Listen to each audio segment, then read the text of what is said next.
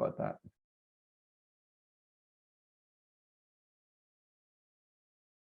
Okay, so hi, welcome again, everybody. Thanks for joining us today for the Data for Good Calgary Meetup. Really packed agenda with exciting presentations today. My name is David Chan. I'm one of the co-leads for Data for Good in the not-for-profit engagement sector. I've been volunteering with Data for Good for about 9 years off and on, and in sort of the co-lead role for the last 3+ years.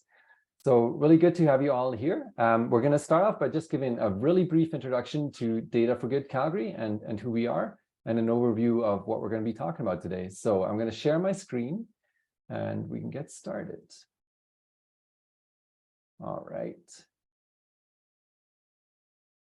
Can I get a thumbs up if you can see my screen there? Awesome. Okay, so I guess before we get started here, let's try this out. 1 second. I just have one quick poll that I'm going to play around with here. Just want to ask, how many times you've been to a Data for Good meetup? So if this is your first time, let us know. If you've been here, if you're a wily veteran, you probably fall into more than 10 category. Just really quickly want to get a feel in terms of how many folks have been there before and how many folks are new. Awesome. Definitely a good percentage of folks who are here for the first time. So let me dive right in then. So Data for Good Calgary, and sorry, before I do that, actually, we do have a land acknowledgement as well. We're meeting in a virtual capacity today, but we definitely want to do a land acknowledgement and in the spirit of reconciliation. And so we do acknowledge that we live in traditional territories of the Blackfoot Confederacy, comprising the Siksika, Kainai, and Piikani First Nations, the Tsuut'ina First Nation, the Stoney Nakoda, including the Chiniki, Bearspaw, and Wesley First Nations, and the Métis Nation Region 3, and all people who make their homes in the Treaty 7 region of Southern Alberta. So for those folks who are new to Data for Good, I did want to spend just a couple of minutes talking about what we do. So we are basically a group of volunteers that work or are passionate about the data space and applying our skill sets to the charitable or social good sector. And so in Calgary, we've been doing this for 10 years. We started in 2013. And so you'll notice that this is actually our 10-year anniversary, and we're going to be doing something to commemorate that later in the year. And today, we do a number of things as Data for Good Calgary. And today actually is going to be a really nice cross-section of some of that. And we're highlighting 3 of those things that Data for Good does. So we organize monthly get-togethers, and that's what you're part of right now. We did a in-person get-together in January, and we'll be looking to do that again, hopefully in April. We also have volunteer-led micro projects, and we're going to get a great example of what that can look like through Jorge's presentation in a minute. And then we also organize and host datathons. And really exciting for today is that we have Jumpstart Refugee Talent here presenting with us as well, because we're going to be actually doing a datathon with them in May. So really looking forward to that. And that gives you a really nice cross-section of some of the things that we do. And so maybe I'll say one more thing about a datathon. That's sort of an intensive weekend of data analysis and working with data, where we pore over an organization's data and try to come up with insights that are useful to that organization, and in this case being Jumpstart Refugee Talent. So I already briefly touched on this, but maybe once more really quickly, we're going to jump into Jorge's presentation in a second here, and just want to give a shout out as well to Son Tran, who was the Data for Good coordinator working with the YYC Data Post team. From there, we'll hear from Rebecca, who's going to be telling us about Jumpstart Refugee Talent, who's our May Datathon partner. And then last but not least, we're going to be hearing from Mike Stefaniuk about data from data collection to storytelling, a playbook. He'll be joining us in a few minutes to tell us that story and provide his insights on that front. So I believe, so without further ado, then I'll stop sharing my screen, and Jorge, I'll pass it over to you whenever you're ready. Let me stop sharing my screen and feel free to jump in. Okay. Yeah. Thank you. Let me just share my screen. Oops. Sorry, give me a second here.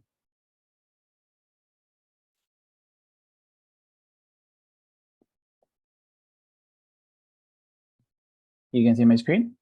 Yeah. All right, awesome. Okay, so thank you, David, for the presentation. My name is, and good evening, everybody. My name is Jorge Luna, and tonight I'm going to be presenting you our micro project with Data for Good. The name of our project is YYC Data Post. So let me give you a little introduction about it. So what is Data Post? So it's actually a larger project that started 8 months ago. It's a volunteer-led project that really aims to inspire citizen engagement. And for us, citizen engagement or citizen participation is more than participating in elections every 4 years. It's really about being active members in our society, being informed about what's happening around us, engaging in healthy conversations to exchange ideas, and also work collaboratively to solve and make progress on the issues that we care about.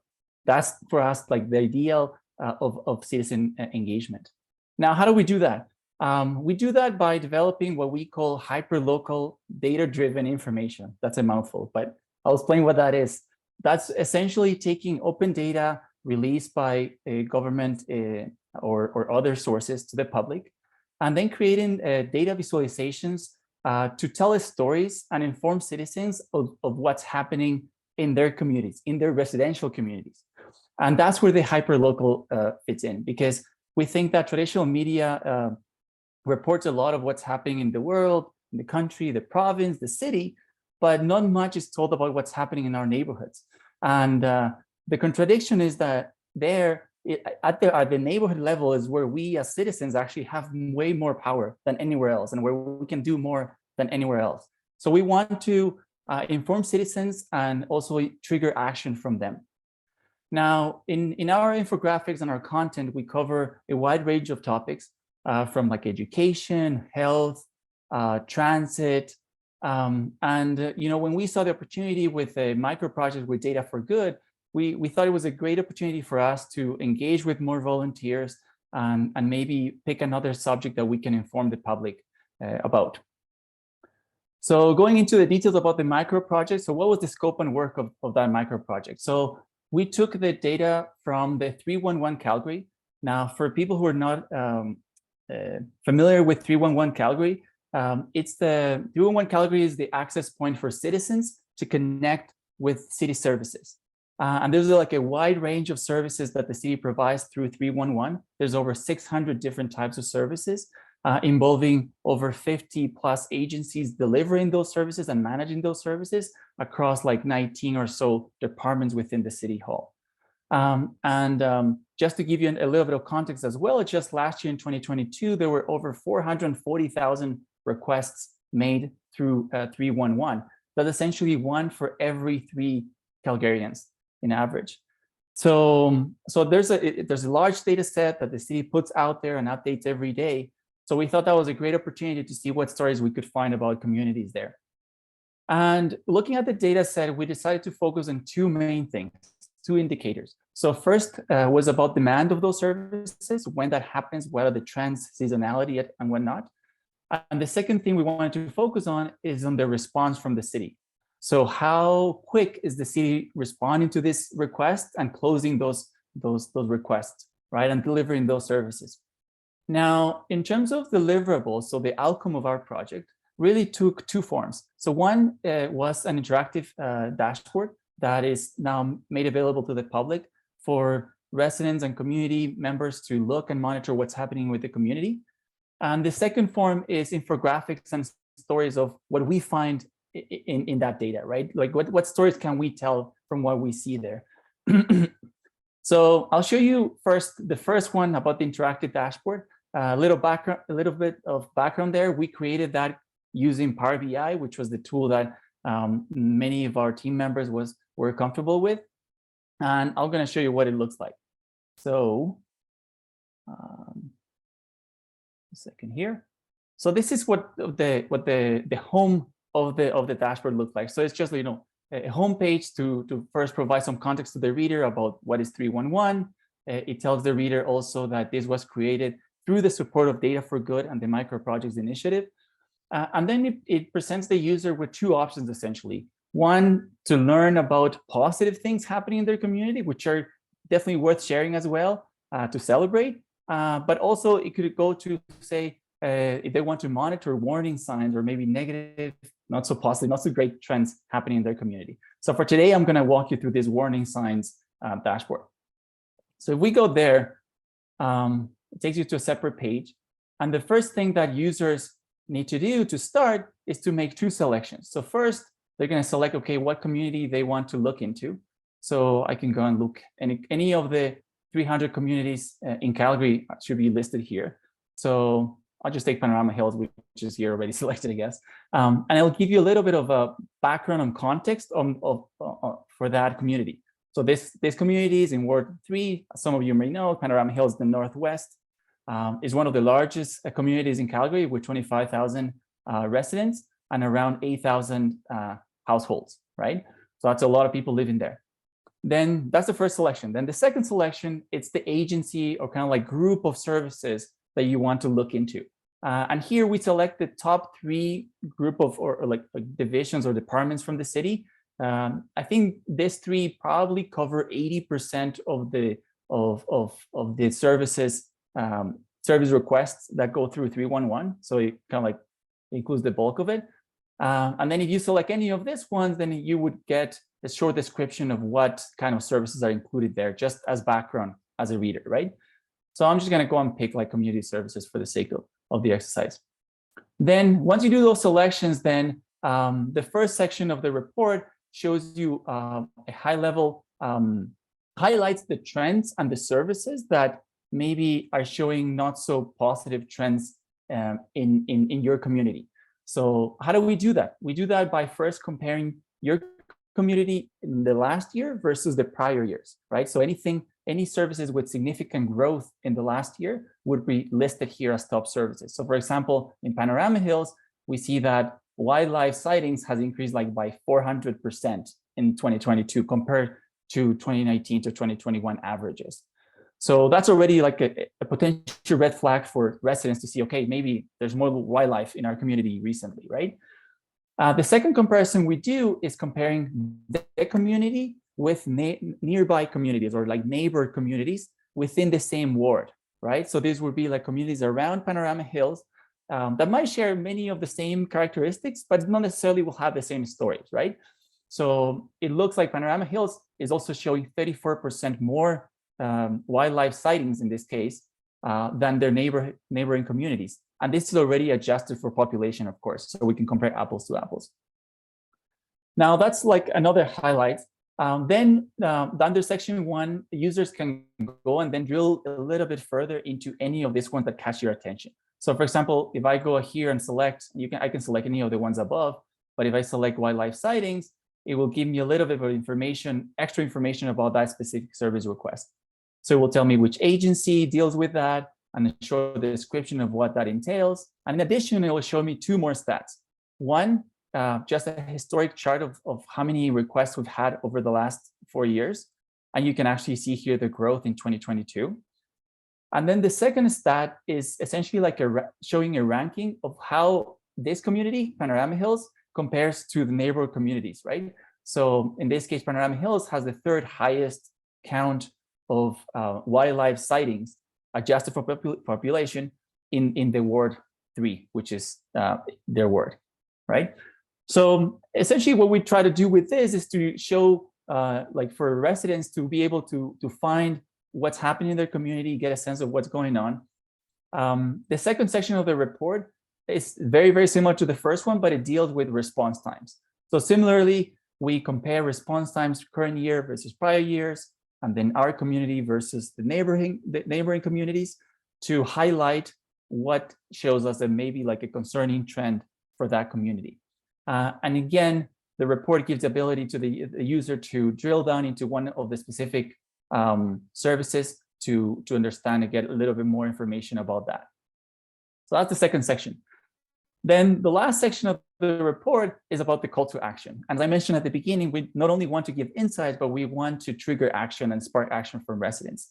So here we've like summarized 3 very simple actions that people can take. Continue to contact 311, maybe contact their community association, or connect with their city councilor. So that's the first deliverable, the interactive dashboard. Let me just go back to the presentation here.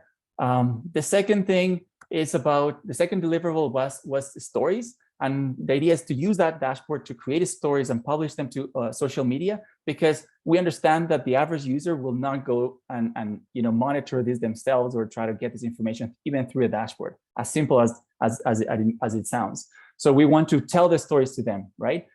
So we have created a bunch of stories about what we have found, and we continue to create those stories, or we will release them through our social media channel. One interesting one we found was, for example, about encampments, which is the one that's shown here, that you can see the increasing trend across the city. So those are the 2 deliverables, and I have just a couple minutes left, so I want to be brief. So the last minute, I just want to talk a little bit about the next steps with this project. So as I mentioned before, we started 8 months ago, and so far we have focused on developing content. So really doing data analysis, creating data models, and creating infographics using open data. And here's maybe where we're gonna pitch the idea to volunteers in the audience, right? That if you want to volunteer with us, please, I'll share a link to a subscription form we have. Sign up, and we would be, very happy to work with you to tell the stories you want to tell using open data. Now, hopefully, we can build a portfolio of content that then we can go and approach residential communities to distribute and publish that content through their channels of communication, because they have the ability to connect with residents because they are the community associations. So we thought that was the best way to publish this information on a regular basis. So finally, I want to, of course, say a big thank you to the team who created this. Justin, Kristen, Nate, and Son. Those were the volunteers for our micro project. Thank you very much. Without your support and effort, this wouldn't be possible. And of course, thanks to Data for Good for organizing the micro projects. So thank you very much. I'll share my contact information in the chat for people who are interested. And I hope some of you can join and we can work together. Thank you very much. Fantastic. Thank you so much, Jorge, for that presentation and for sharing your work that you did as part of the micro project. So just to remind everybody, so the micro project is something that Data for Good does, where we take basically volunteer ideas for projects that they want to work on, and then we share out those opportunities with the group of volunteers that we have that are part of the Data for Good community. So it's about 2,800 people at this point, and beyond, I should say. And then that group of people got together and achieved all these amazing results that Jorge just presented. So I know it's a virtual environment, so we don't have the applause, Jorge, but I can tell from the chat already there's a lot of excitement around what you've done. And so, yeah, if you can leave your contact, and I think you had a Instagram handle there and things like that, please do put it in the chat. It sounds like lots of folks are going to be reaching out to you. Awesome. Yeah, thank you very much. Yeah, I'll put that information in the chat. I appreciate the opportunity. Awesome. Thanks so much, Jorge. So from there, we'll go on to our next presenter, who's Rebecca Benest today from Jumpstart Refugee Talent. And I mentioned it earlier, so we're working with Jumpstart Refugee Talent towards a datathon in May. We're super excited about that. And so we wanted to give Rebecca an opportunity to introduce her organization a little bit, to sort of whet your appetite for what's to come in the coming months here. So Rebecca, over to you. Thank you, David. All right, let me just share my screen. Okay, I think everybody should now be looking at the presentation. Wonderful. So I work with Jumpstart Refugee Talent. In my job, I'm working with program development. That's the department that I manage. So it's a lot of our monitoring and evaluation and the growth and scaling of our programming. And as David mentioned, we will be the Datathon partner for May, which is very exciting. So I want to start with a land acknowledgement. We have staff across the country, but I am based in Vancouver. And so that's the Musqueam, Squamish, and Tsleil-Waututh peoples and nations. And as an organization, we do also want to recognize the enduring presence of all First Nations, Métis, and Inuit peoples. So Jumpstart is a refugee-led nonprofit organization. We were founded in 2016 with the increase of the Syrian crisis and the arrival of so many refugees to Canada. The founders of the organization saw that there was a gap in individuals coming to Canada as refugees who were highly skilled, came with years of experience, and the jobs that were being presented to them through related services were very entry level. And so through our programs, we're working on the economic empowerment of newly settled refugees in Canada. And we do that through various programs that I will go over shortly that work to facilitate meaningful employment and entrepreneurial opportunities for refugees. So in our work, we work with refugees who arrived in Canada as refugees or applied for asylum from within Canada, so refugees or refugee claimants. Those who are eligible to work in Canada, those who are still waiting for work permits, we can work in a limited capacity, but most of our work, we do need to wait for at least that work permit to arrive. Those who are currently unemployed or underemployed, and by underemployed, we mean you are in a job, but it is not at the capacity of what you could be doing or what you should be doing in your career or along your career path. And the last is those who are actively seeking employment opportunities. So our programming is not restricted to those with a certain refugee status. So I'm going to go over a few of our programs here. This is our main suite of programming. So the first one is resume support. I know a lot of us are familiar with there's just cultural norms to resumes. Canada does it and North America does it in a specific way. It's not any better or worse. It's just different than other places. And so if you arrive with a resume that looks very different, it can get you excluded from an opportunity that you really would be a good fit for. So we're working with clients to build in some of those gaps, fill out those resumes, get it into a Canadian standard, and then we send them both the PDF and Word doc version of their resume so that we can use it for our referrals. They can use it as they're applying for jobs. And as there are updates to the resume, they can come in and ask for support as needed. Our second program is Welcome Talent Canada. It's a mentorship program. It is the only national mentorship program exclusively for refugees in Canada. And we are majorly based out of Toronto, Vancouver, and Calgary. So we pair the refugee mentee with a professional mentor who's working in their field. And we work to improve in the 4 months of the mentorship program their employment profile. So that will be things like their CV, maybe their elevator pitch. We help them to navigate their career path. So where are they finding jobs? How are they applying for jobs? How are they preparing for interviews? And to expand their professional networks. Networking is a huge part of finding employment of any kind, and that's really important. And then after one mentorship is completed, the mentors can choose to mentor again, which is a great thing that we love to see. The next program is WYYC Gateway, which is for education equivalence. For those of you who did come to Canada as a newcomer, this may be something that you're familiar with. WYYC works to get your degrees or your licenses or your certifications verified to a Canadian standard, which can then be used if you need to get licensed in your field, if you want to continue your education in Canada, etc. WYYC Gateway is a program that is specific to refugees because refugees face additional barriers. For example, the university may not exist. They may not be willing to share some of that documentation.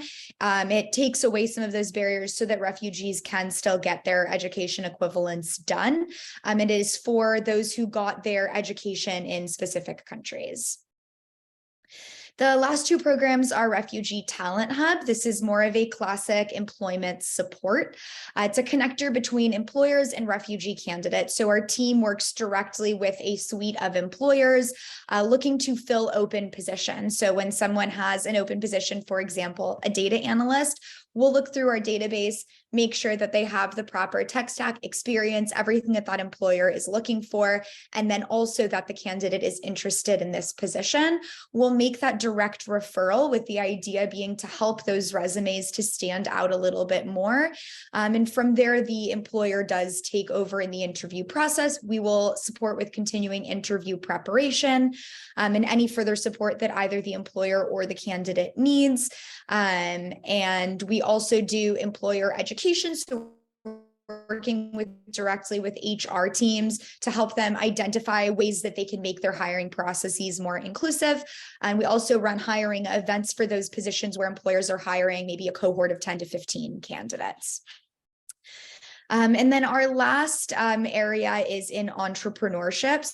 So we run cohort programs. So the first is Reinvest. Our last cohort was completed in 2022. So this program is not currently active. Refugee entrepreneurs applied. Those who were accepted were admitted to a training program and then had the opportunity to present their business idea to funders. And then 3 entrepreneurs or 3 business ideas from this program received seed funding from those funders between $5,000 to $20,000 as a result. And then they do receive continuing support as they launch and continue to grow the business.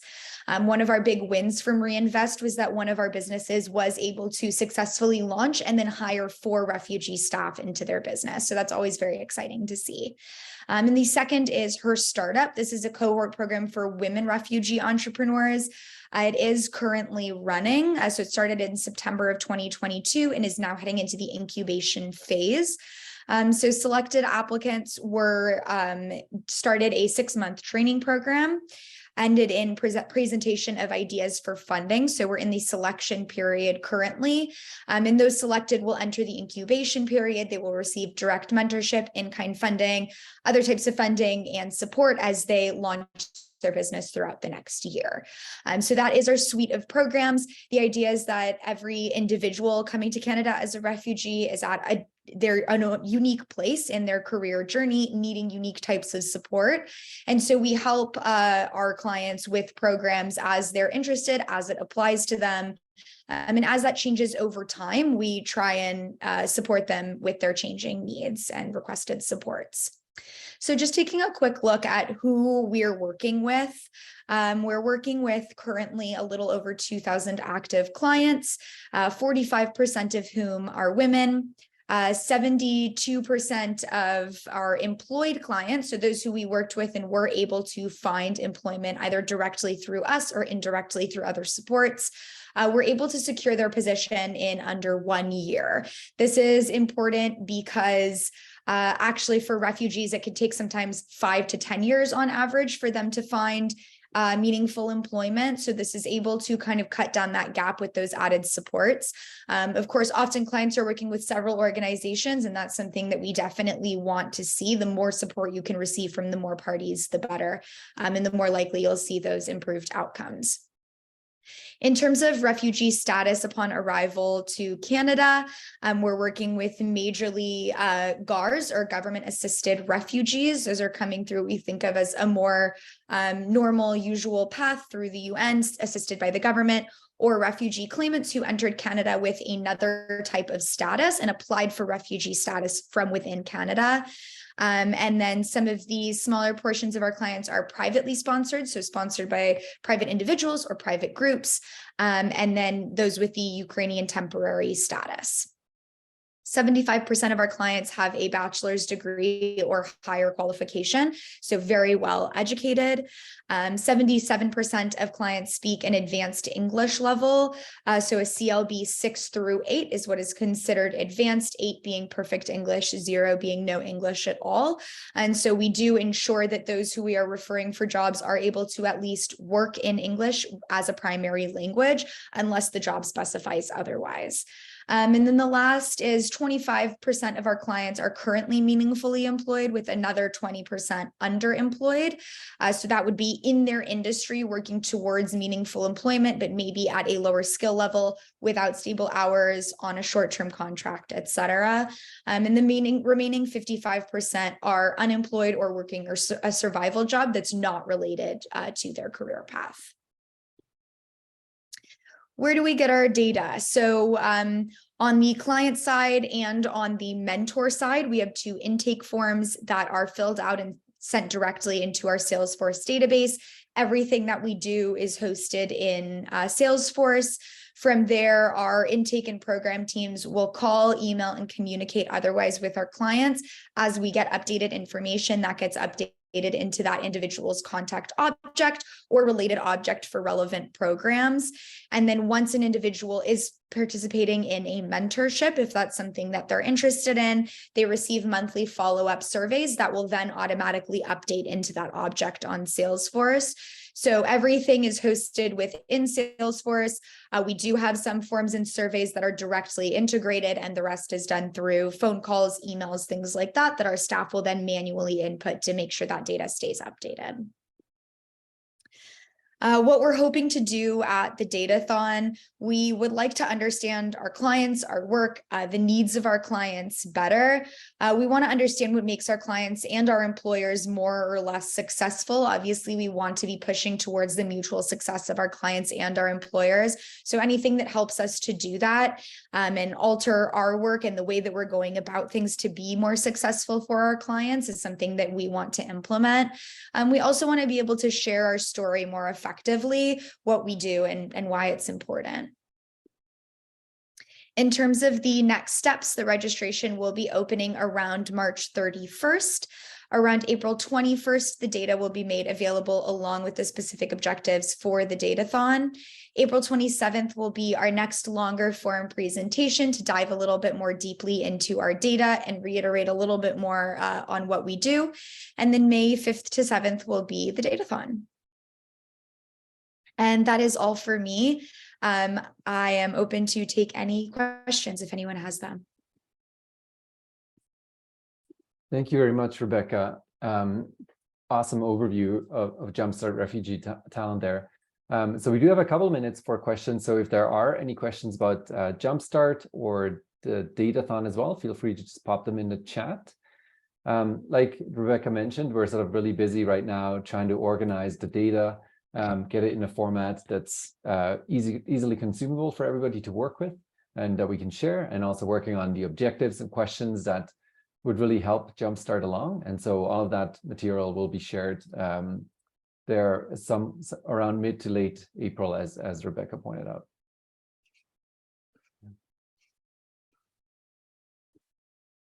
One thing to keep in mind for the Datathon itself is we're looking for a variety of skills. Some of the questions we'll be asking, or the objectives, will require no technical skills. A lot will benefit from knowledge of Excel or Power BI or some kind of visualization tool, or familiarity with SQL to do analysis.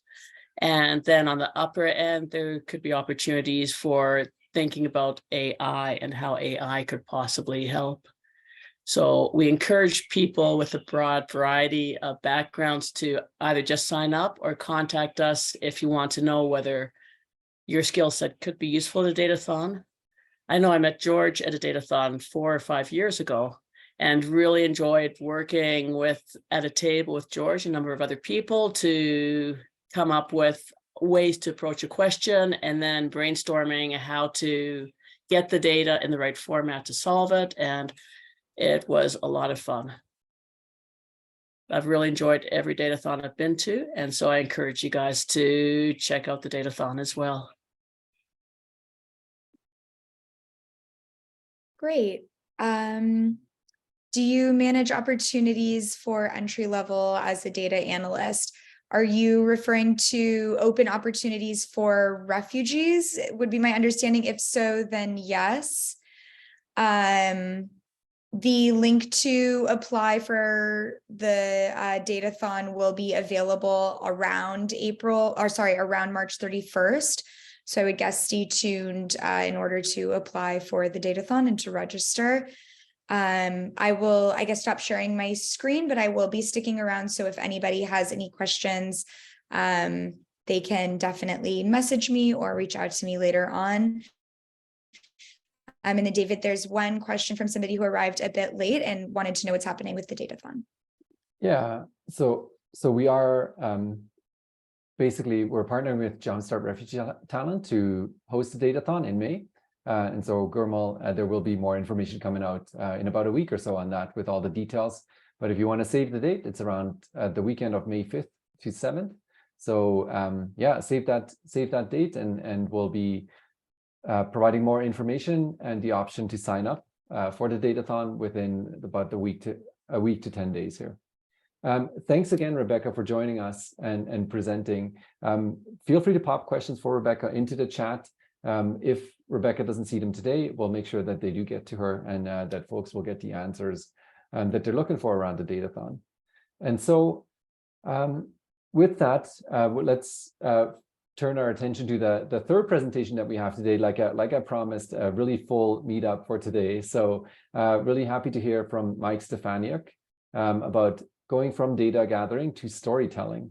And so Mike is actually in the room, but we were prepared because we thought Mike might not be able to be here for the start of his presentation. And so what I'll actually do is share my screen, which will be playing a video. And then at the conclusion of the video, we'll be able to ask Mike questions, who's here as well, and he'll be able to answer them in person. So the presentation is going to be about 36 minutes long. And I'll be starting that in a minute here. And so let's see. So I will need a thumbs up that you can see and hear the presentation once we get going here. Good evening, everyone, and my apologies for not being there in person, but I'm away at more important matters. My kids have basketball practice and I'm the coach, so unfortunately they get priority over you. I'd like to thank Tony for inviting me. I'm really looking forward to this conversation. I should be there live to do some Q&A later. But for now, here's my story around data gathering and sort of my playbook for storytelling, and I hope you find value and enjoy it. So a bit about myself. My name is Mike Stefaniuk. My title is the Director of Business Development for IoT and Digital Transformation, and I work for SaskTel. For those unfamiliar, SaskTel is a provincially owned Crown corporation in Saskatchewan, full service provider, very similar to TELUS or Bell. But we operate primarily in Saskatchewan with our telecom services, although we do have reach outside of Saskatchewan. So we actually have a national sales team with people in Calgary, in BC, in Manitoba, and we have an international business unit that does really interesting projects in the Caribbean, in Africa, and have done projects in the UK and Australia and other jurisdictions around the world. My role at SaskTel is to identify new revenue opportunities, new business models, new value propositions. And as part of that, I get to work with a lot of customers in various industries. I get to work with the tech community. I start with a lot of blank canvases and have to figure things out. So when I was asked to present to Data for Good about a year and a half ago, the Regina chapter, the topic that we sort of agreed on was what is my playbook for this sort of thing? So that's what I'm going to talk to you about today.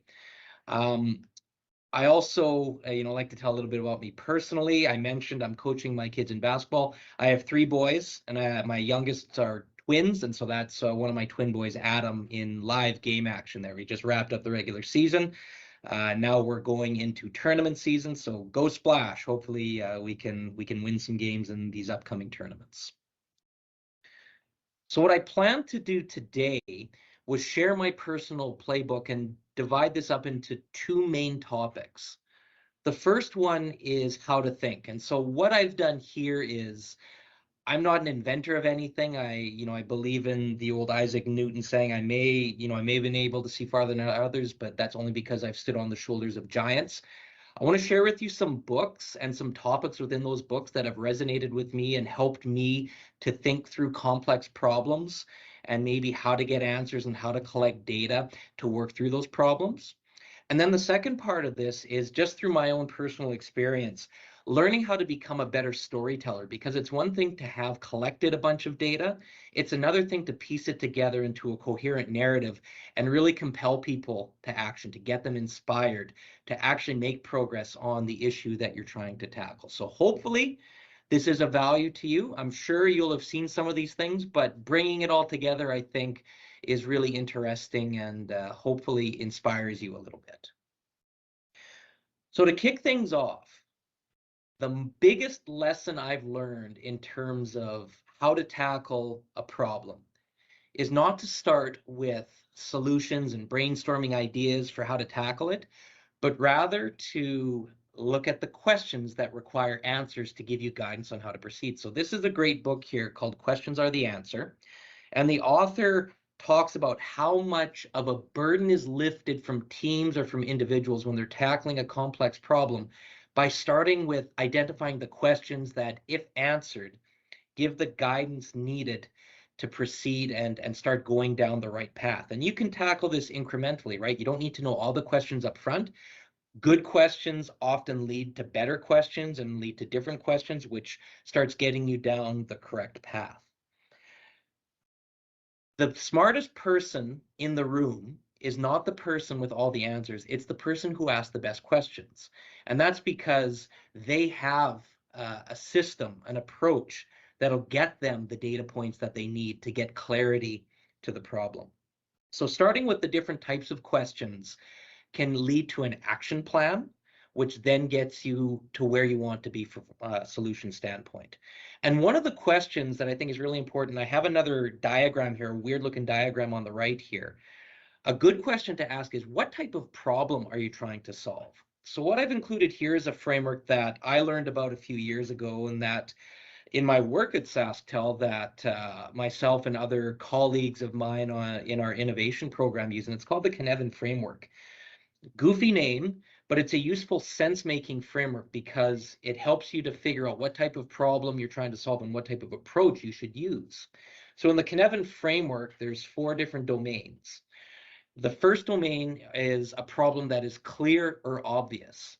So this is something that if you follow a recipe or a set of instructions, you can go ahead and solve that. So a good example of that is if you want to bake chocolate chip cookies, any one of us here on this presentation or that are listening in can find a recipe. If we follow the recipe, we'll end up with chocolate chip cookies.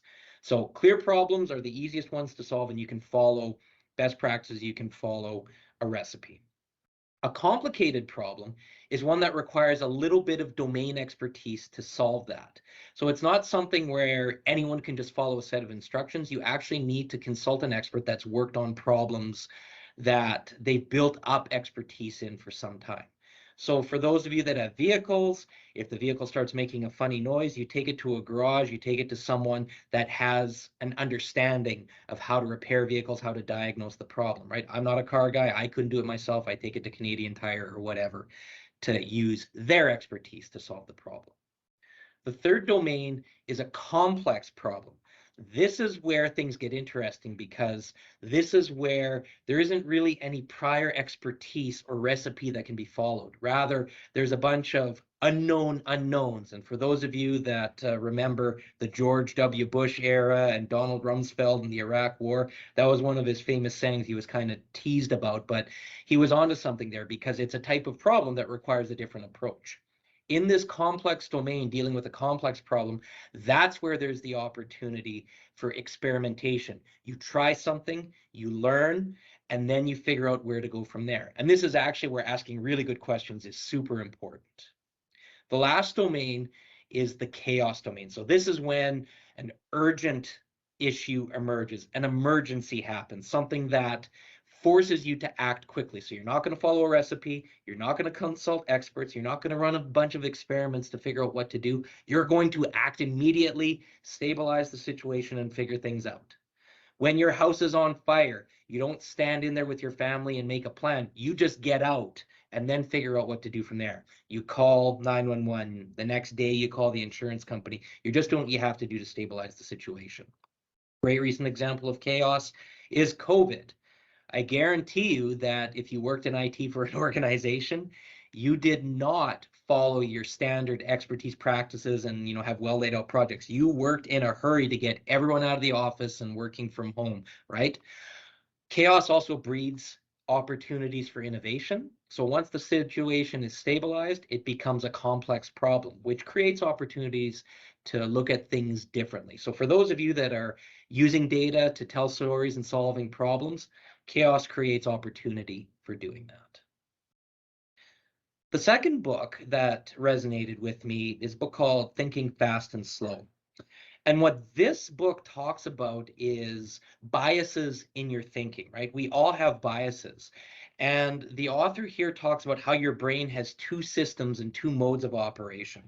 The first is sort of the, for lack of a better term, the reptilian or lizard brain. It acts fast, it's automatic, it's emotional, it relies on stereotype, it's unconscious. It's how you react immediately to a problem, right? It's not necessarily rational, it's driven by that emotion.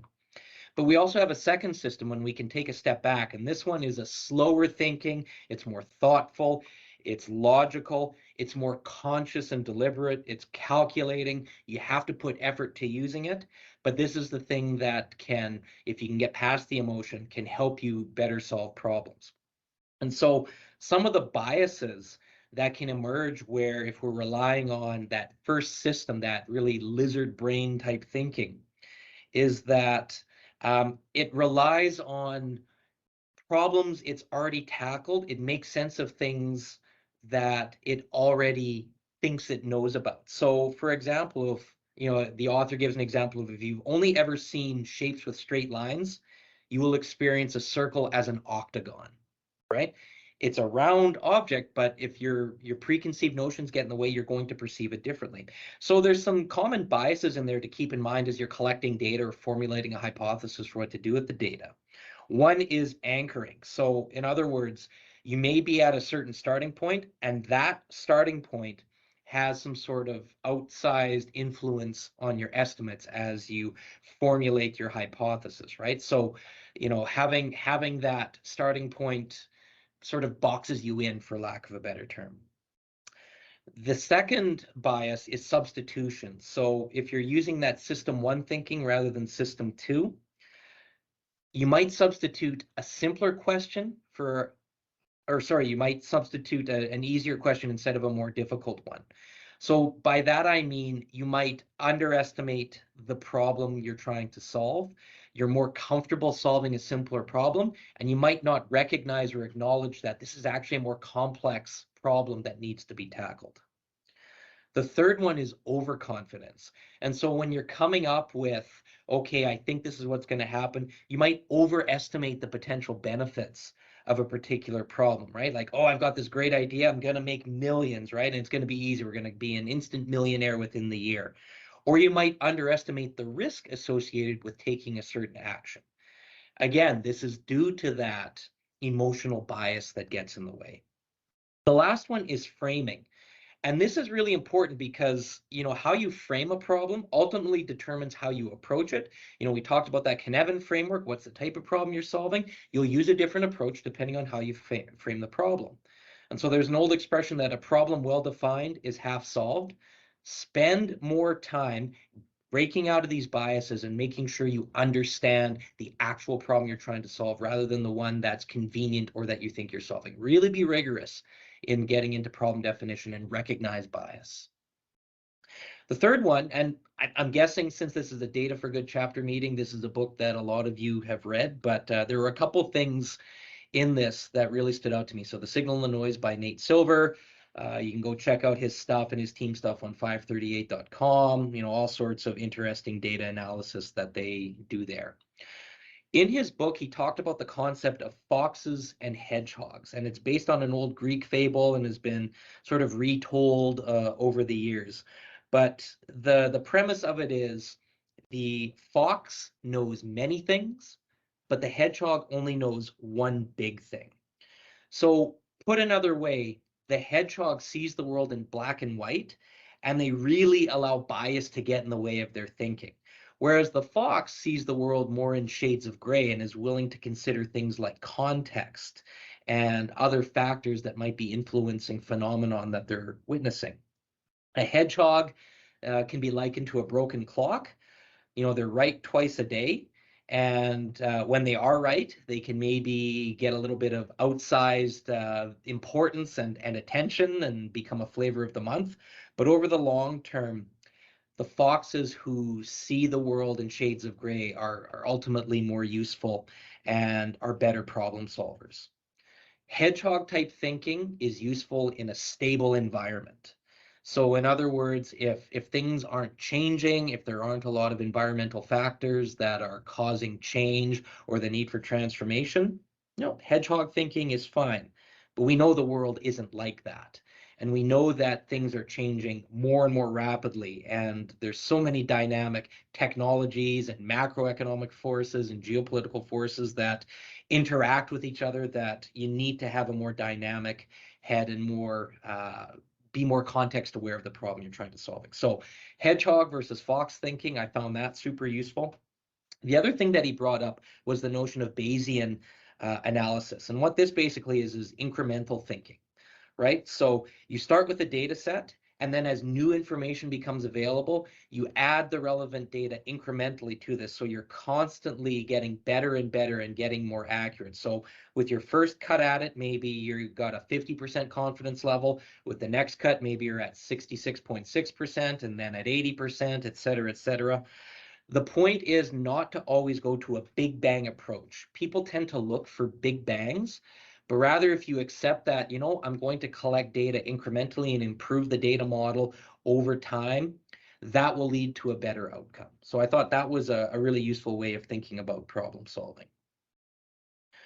The next book is Super Forecasting, and the one thing that really stood out to me in this one was the notion of Fermi-style thinking. And I found this just, I love the example they used in the book to illustrate Fermi-style thinking. So when you're dealing with a big complex problem, it can be overwhelming. What Fermi-style thinking says is, let's chunk it up into, you know, a series of questions that subsequently build upon each other. So start really wide and broad, and then narrow it down and narrow it down and narrow it down. So the example to describe Fermi-style thinking was to talk about how many kids right now on planet Earth are laughing so hard that there's milk coming out of their nose. And so it gave an example for how you can think through this. So start with, how many people are there in the world? That's known information. That's easy to get. Okay. How can we break this down further? Okay, so the average life expectancy is X. So they, you know, put a figure of 60 years. You know, what percentage of that population is likely to be drinking milk right now if they're, you know, children? So there you can see there they have sort of that 4 to 10, that's 10% of the population. So now you've narrowed it from 7 billion to 700 million. How many people at any point in their life have ever laughed through their nose? So now we're starting to make estimates. Okay, half of people have laughed so hard that some liquid has come out of their nose. How many times has this happened? Probably once in a lifetime. And how long is the duration of that? 10 seconds. So again, using some math to drill that down. So, you know, using that probability, combining that with the relevant population. So this isn't an exact science, but hey, you know, through a few simple steps, doing some simple calculations, there's 20 kids right now on planet Earth that are laughing so hard that milk's coming out of their nose. So it's a really useful way to chunk up complex problems and get to an initial hypothesis that you can then test and validate. The last book that I thought was super useful was Poor Charlie's Almanac. And so this is written by Charles Munger. For those of you that don't know who he is, you've probably heard of Warren Buffett, you know, one of the most successful investors on planet Earth, and you know, their company Berkshire Hathaway. Charles Munger is Warren Buffett's right-hand man. They were actually partners in building up Berkshire Hathaway, and a lot of people have described Charles Munger as Buffett's brain. He's a brilliant thinker. And what he talks about is the reason they were so successful isn't that, you know, they were just financial analysts and could spot good investments. They actually used complex mental models, combining multiple disciplines together and overlaying models from different disciplines to identify opportunities for investment. And so a mental model is a way of seeing the world or conceptualizing a problem. So if you're an economist, you see the world through Homo economicus, the rational economic actor that always makes rational economic decisions.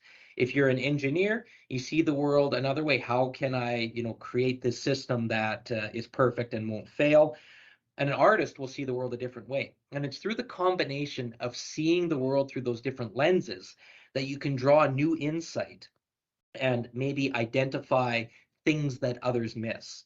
And actually, one of their favorite disciplines was psychology. And they really put a lot of emphasis, and he talks a lot about psychology in his book, about being a super useful mental model and understanding that, that discipline. And the psychology was important to them because when they looked at a business, it wasn't just about the, you know, the financial and business fundamentals. It was also about their customers and how those companies created products and value propositions that aligned to the psychology of their customer base, right? So, to use an example of how only using a single model to look at a problem, you can look at the housing market crash in 2007, right? So a lot of the financial people and economists were of the view that markets are rational. There is no way the housing market can collapse. And we have these perfect econometric models that predict that, no, everything's fine. Well, we know that wasn't true. The housing market collapsed and there was tremendous financial damage. And it's because that at its best, economics is a behavioral science, and at its worst, a mathematical one. If you can acknowledge that bias and overlay economics with psychology and sociology and other disciplines, you'll get to better directional outcomes. So using multiple mental models is super important. Okay, so those are some things that were useful to me in terms of how to collect data, how to think through problems, how to formulate a hypothesis. So once you've started getting into the data collection and got your hypothesis in place, the next thing is, how do you go and compel others to get on board, to get in, join the parade, to convince and inspire others that you're onto something? And so these are just personal learnings from me. And I've flopped at telling stories. I've flopped at presentations in the past, and through some hard knocks, these are things that I find useful and that I willingly share with others. So the first thing is understand who your audience is. The story to be told that will resonate is not necessarily the one that you want to tell, but the one that reaches the audience and touches on things that they're interested in. So before you go and start putting together your story, your pitch deck, whatever the case may be, take some time to understand who you're presenting to, because you could take the same material and you might need to change it depending on the audiences you're trying to reach, right? So if you're, in a startup, your investor pitch is different than a customer pitch, right? So understanding what motivates the customers or motivates your audience really helps with the impact of the story itself, right? So you can use the same data sets to tell entirely different stories, for example. So if you wanted to maybe pitch about, here's a hypothesis and a plan for how we can reduce poverty, one audience might go, well, yeah, that's just a social good. That's something we should be doing because it's the right thing to do, and it resonates with them because they want to help those that are maybe a little less advantaged than others. Another way you could tell the story is to say, well, you know what? When there's lots of poverty, there's lots more use of social services. There's typically crime and need for social assistance. And that costs a lot more for taxpayers than it would if we actually use some social programs to tackle the root causes of poverty, right? So one is, hey, let's pay less taxes because we're dealing with root issues. The other is, no, this is a moral imperative, right? So just understanding what will resonate with the audience and taking that time ahead of time will help you really knock it out of the park when you pitch. The next one is actually your storytelling technique itself. And this was one, it took me a while to really resonate with myself here, to get it right. So, these are just ones that I've come up with here. I'm not necessarily saying these are the only ways to tell stories, but, the difference between a TED style talk versus a data dump versus, a more elaborate pitch that is American or European style in orientation. And so what I mean by these things is a TED talk is you're a true storyteller, right? You are taking your audience through a journey, right? You're hooking them early. You're providing some facts and statistics that are relevant and highlight, the issue you're trying to highlight there. You're creating an emotional hook. You're showing impact as to why this is a relevant topic, and then you're hitting them with and this is how we can act, right? So you're taking them on a journey in that case. A data dump, on the other hand, is, I'm going to put up just a bunch of information and talk to the information. It's not that a data dump is a bad thing, it's just you need to use it contextually. So if you're providing, say, a dashboard update to your executive, you're hitting on, you've got a 5-minute opportunity to talk about all the key metrics or that sort of thing. Data dump is just fine in that context. A TED Talk probably isn't going to work in that context. Conversely, if you have an audience that's engaged and excited about your idea, a data dump isn't going to work. The last one on here is the notion of American versus European style storytelling. And this was a hard lesson that I learned. American style storytelling is more get to the point. Talk about the problem, what's the solution, let's go, let's roll. European storytelling, on the other hand, talks more about context, gives a little bit more detail about maybe the academic theory behind why you're proposing what you're proposing. You're giving more of a longer build-up before you get to the pitch and where you think you need to go in terms of a solution. So recognizing that those are two different storytelling techniques and what resonates with an audience is important. I actually, when I started storytelling a lot, I was more of a European style storyteller than an American. And I found that by adjusting that style, instead of having 30 slides in my deck, having 10 was much more useful. The next one is being authentic. So people can really sniff out when you're not being your true self. It is super important to be who you are, because if you're trying to be someone else, it's not going to come through and resonate like it would if you're being authentic. Your passion comes through when you're being who you are. And if you're transparent with your audience as well, that helps them to really believe and trust in what you're saying. So from the perspective of trying to relay the data, be honest if it's an assumption or a fact, right? Be honest if there are pieces of information you don't have yet. That will resonate. Talk about how you're going to get those pieces of information, right? And if you're yourself and if you're transparent, whether you have all the answers or not, it'll resonate a lot more with the audience. The next one, and I cannot emphasize this enough, is confidence. This is where a lot of people get hung up in terms of being willing or being able to deliver a good story or a presentation. The thing is, you've been working on the initiative, tackling the problem, collecting data, whatever the case may be, for a long time. You may not think you're an expert, but you are. And I've just made up my own quote here, but I actually do believe this, in that an expert is someone that's read one more book than you, right? You've spent more time on the issue than the others in the audience, than the others that you're pitching to, right? So be confident in what you have, right? Trust in yourself. And, the thing that scares people is, well, what if I'm asked a hard question, or, someone exposes me as a fraud, or there's imposter syndrome there. Don't worry about that. If someone asks you a hard question, trust in your abilities and in the process you got to getting there and to collecting the data. And if you don't have an answer, be honest with that. So you know what? That's a good question. I haven't gotten to that point yet, or I hadn't considered that, but I appreciate you bringing that up, because that'll help make my hypothesis stronger, or will help give me another path to look at in terms of the data I'm trying to collect. The other thing you can do is answer a question with a question. So if someone asks you a really hard question, or what you think is an unfair question, fire back with a question, something like, can you help me understand the context of your question? Like, why are you asking that? What are you looking for here? And sort of put the ball back in their court. And so if they can offer some additional context, it might narrow the scope of their original question and make it a little less scary, so you can be more confident in answering it.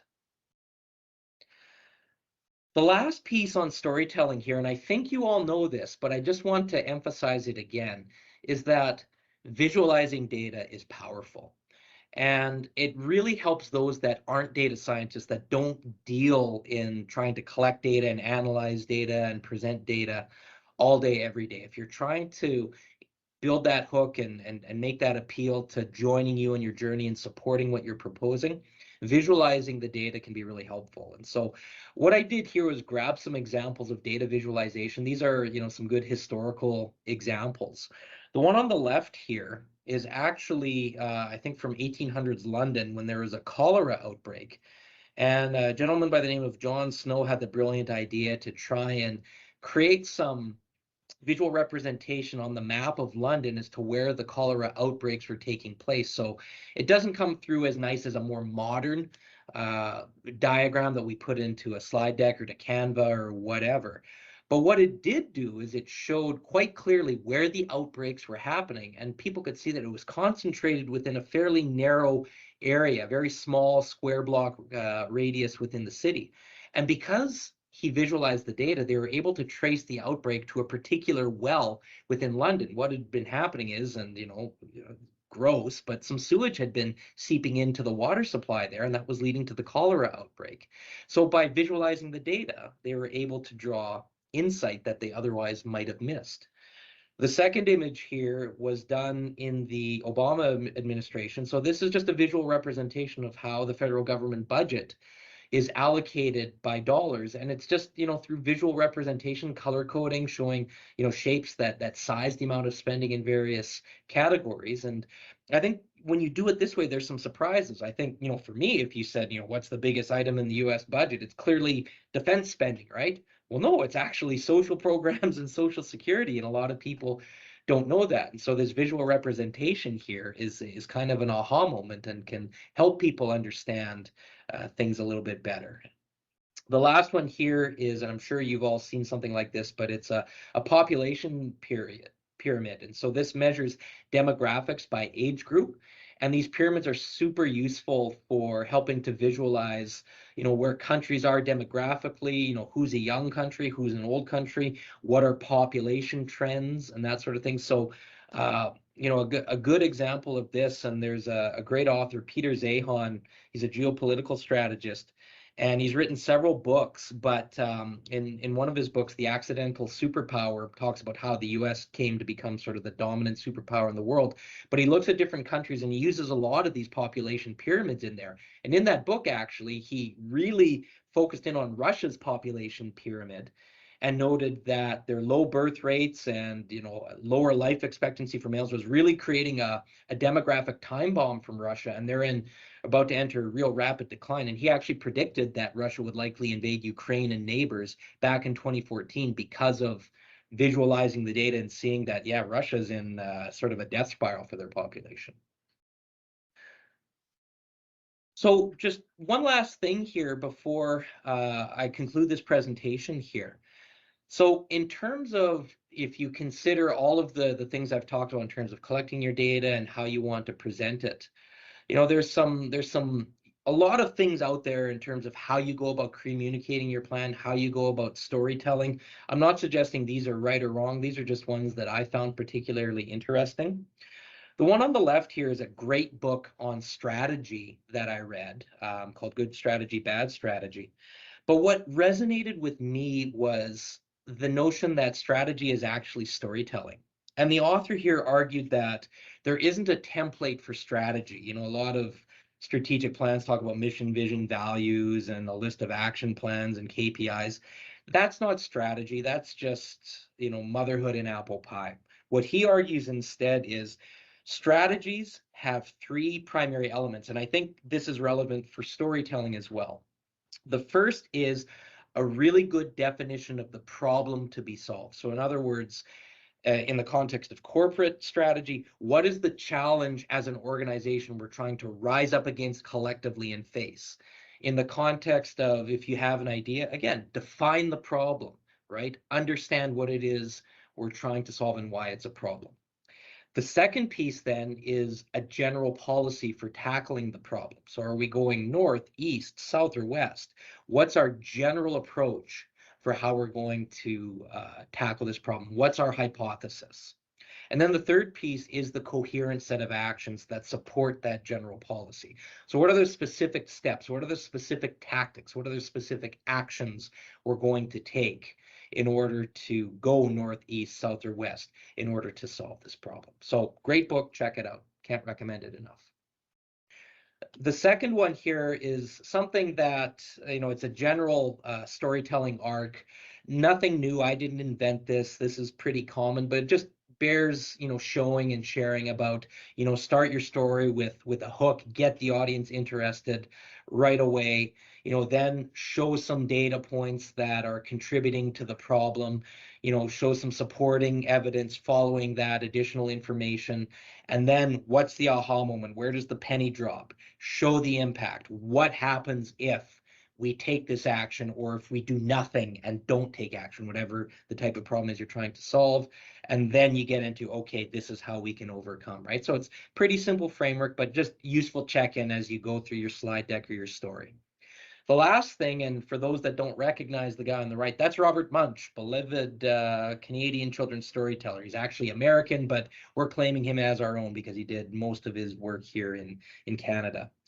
What I take from Robert Munsch is how he went about becoming an awesome storyteller for children. It was his approach. He is very much a verbal storyteller and could make things up on the spot. And the way he would create his stories is he would go and verbally tell the stories of books he had published, and he would go around to elementary schools presenting to kids, or would go to have at various auditoriums or whatever in cities around the country and around North America. And after he would finish up with his show, kids would come up to him, small children, and tell him amusing anecdotes about his life. And if he heard something really compelling, he would then go and make up a story about that in his head. And so when he would go to subsequent shows on that tour, he would go and just make up a story and gauge the audience's reaction. And then based on that reaction, he would tweak the story. And so he would have to do about 40 or 50 shows before he finally felt comfortable enough to publish the book, right? So the lesson in this is you're not going to nail your story the first time. You need to be like Robert Munsch. You need to go and test it out with audiences and tweak it and refine it over and over again before you're ready to publish the book. There are no overnight successes. There's a lot of hard work that goes into this. So with that, I want to thank you. I will hopefully be here in a few minutes for a live Q&A, and I'm really looking forward to hearing from you, hearing your questions, and hopefully you found this presentation of value. All right, awesome. Thanks, Mike, for the presentation, and there you are. So we did catch you there. So wonderful. So thanks so much for that. I will stop sharing the screen here, and we do have a few minutes left here for questions for sure. So we have some time where we can take questions. So actually, what I will do, if everyone can just give me 1 second, I'll allow it so that you can unmute yourself. So feel free to unmute yourself or raise your hand if you have a question, and then you can ask Mike a question directly there.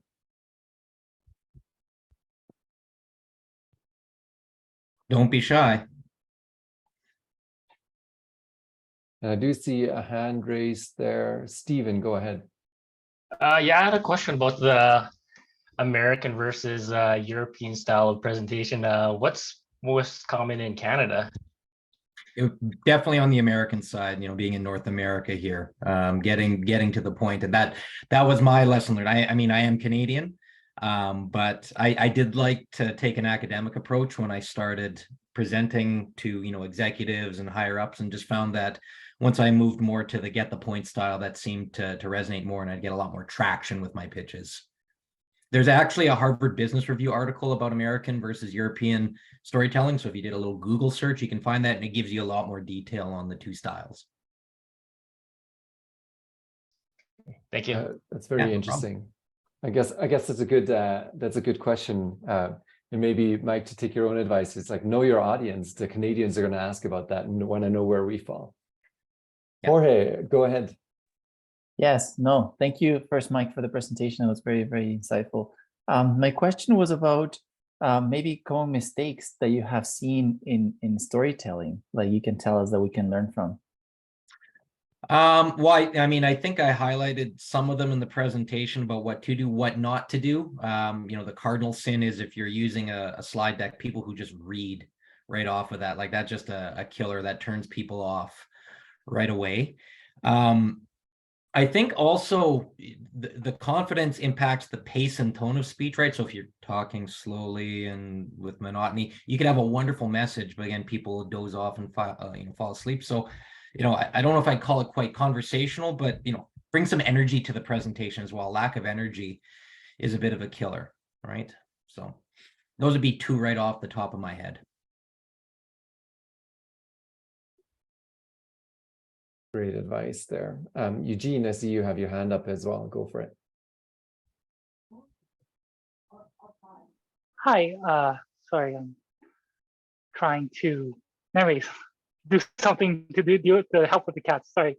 My question is, in terms of when you said European versus American kind of storytelling and the context needed, I understand there's something that we could probably do a bit more research about, but often I find with data visualization and storytelling, a good chunk of the problem is providing the necessary context. So it feels a bit weird. Like I perfectly understand people sometimes just don't have the time or patience for a longer presentation and too much context, but how do you determine how much context some of these executives might need?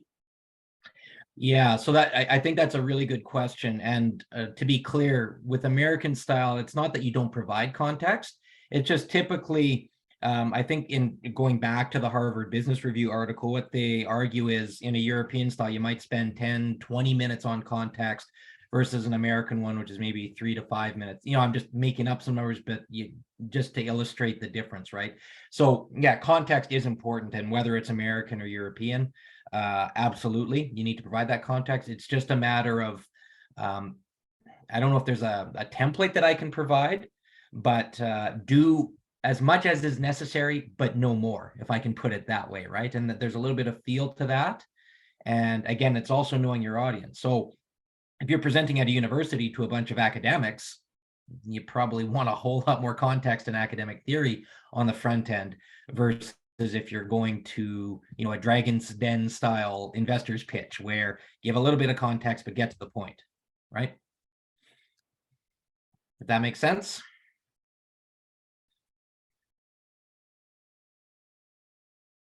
Yes, it does. Thank you. That's great. Sam, go ahead.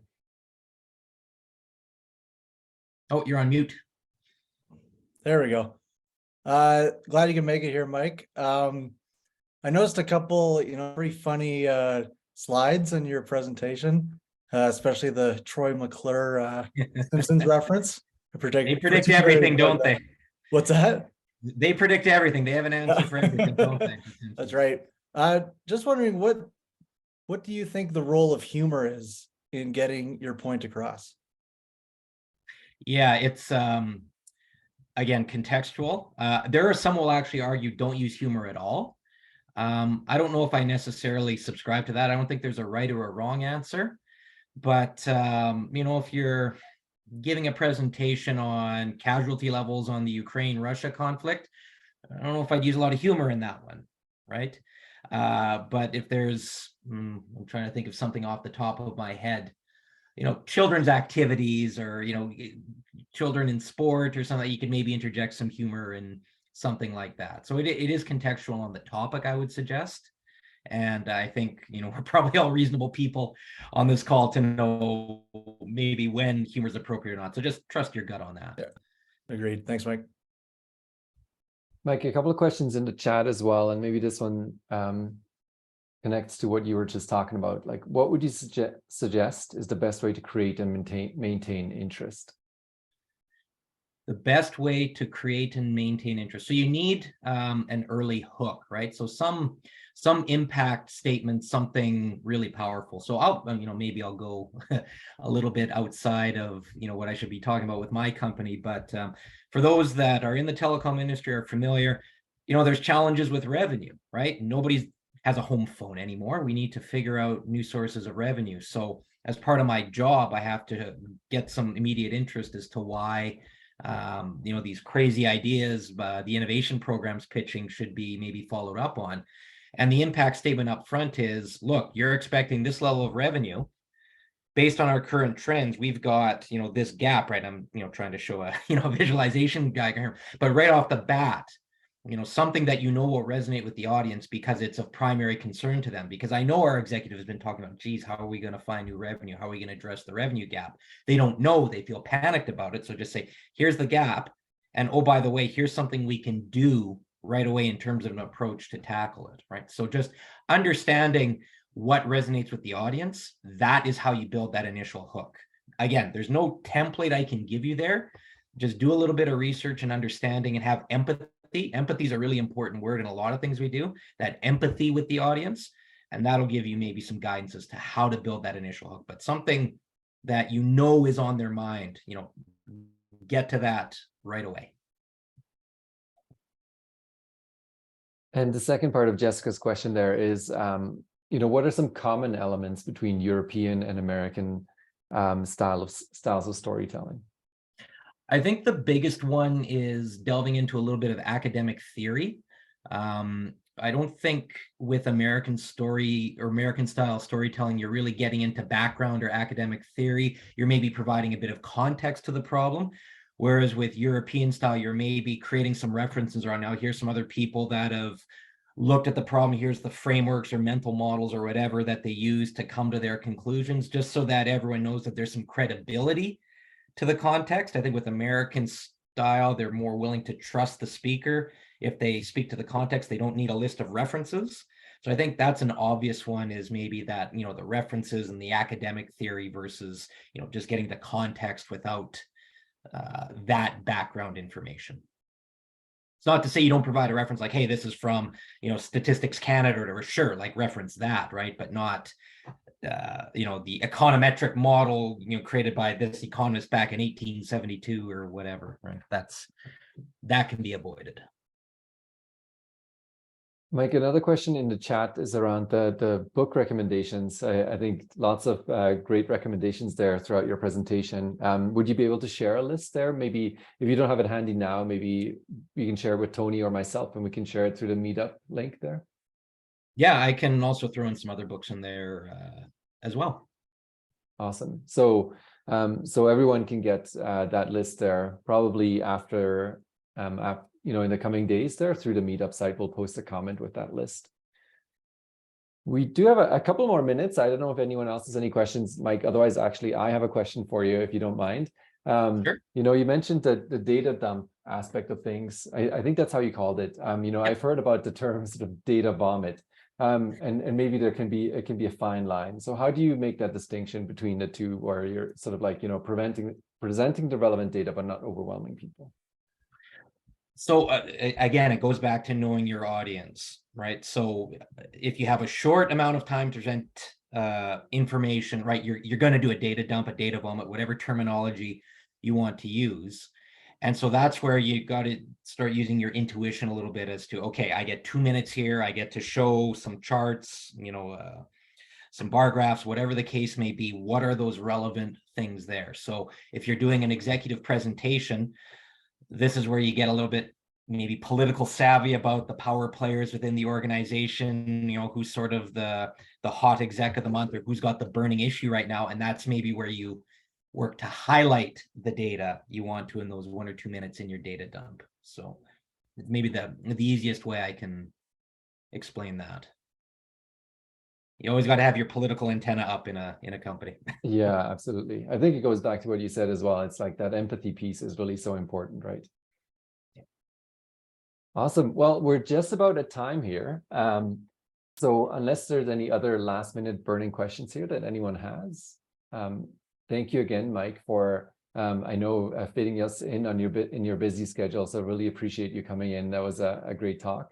I also want to take a minute just to say thank you again to Jorge for the YYC Data Post presentation and all the work that went into that micro project. So wonderful presentation there, and thank Rebecca as well for her presentation on Jumpstart Refugee Talent. So just really quickly, yeah, we do have Data for Good does have meetups every 4th Thursday of the month. We are working towards this datathon, which is going to be a big event for us. And so the next meetup is going to really focus on that. So you should have your data in hand already. If you're participating in the datathon at that point, you'll get to learn about all the details around Jumpstart Refugee Talent and the objectives that they're pursuing to really get you thinking about what you could do with that data. So yeah, we look forward to having you all again in a future meetup and hopefully seeing you out at the datathon as well. Have a good evening from here on out. So enjoy the rest of the beautiful evening here in Calgary.